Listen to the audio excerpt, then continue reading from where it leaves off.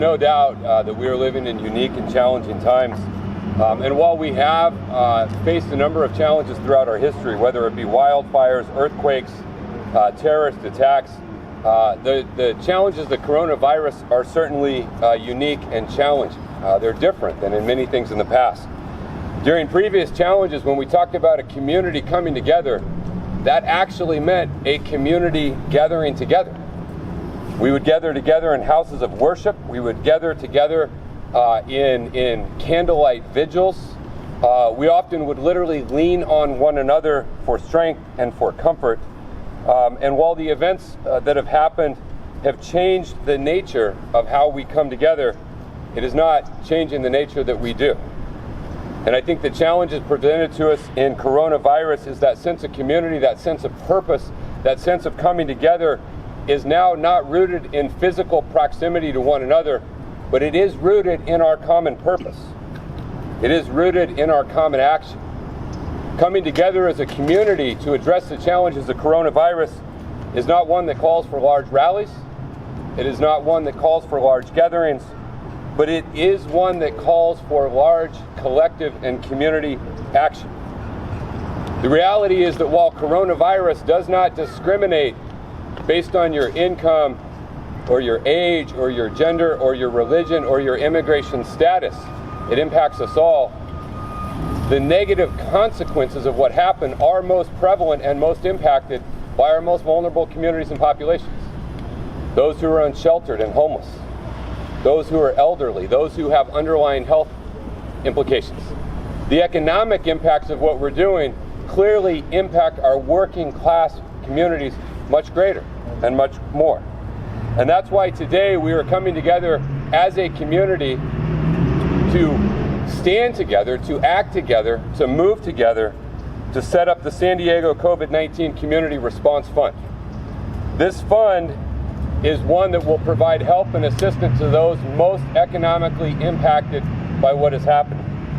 This fund we are kicking off with a generous donation of over $1 million from SDG&E, $300,000 from the San Diego Foundation, so starting it with a total of $1.3 million, with additional pledges on the way, some substantive. These funds will be used to provide food security, rental and utility assistance, income replacement or gap funding for our working class families and those who are being hit hardest by the economic challenges of COVID-19. Because again, we know that we have to step up to help one another.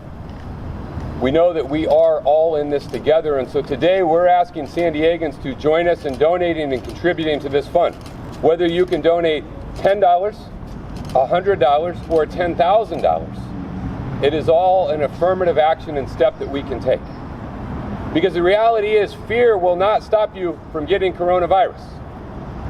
The virus doesn't detect fear. The only thing that will stop you from getting it is following the advice of public health experts and advocates, the things that we're saying. Fear will also not help anyone who doesn't have the ability to put food on the table. Fear will not help anyone pay the rent. Fear will not help keep anyone in their house. All of us turning that fear into action, both to adhere to the best practices and guidance that we've been given, but also turning it into action that we can take a step to help one another. The action you take to slow contagion helps one another. The action you take to contribute to this fund helps one another. The coronavirus is not the only thing that is contagious. A spirit of giving is contagious. A spirit of empathy is contagious. A spirit of compassion is contagious. A spirit of action is contagious. And so while so many folks are wondering, what is it I can do other than wash my hands? We want you to keep washing your hands. But we also want you to go to the website provided and make a donation if you are able to help your neighbor and your friend and those around you.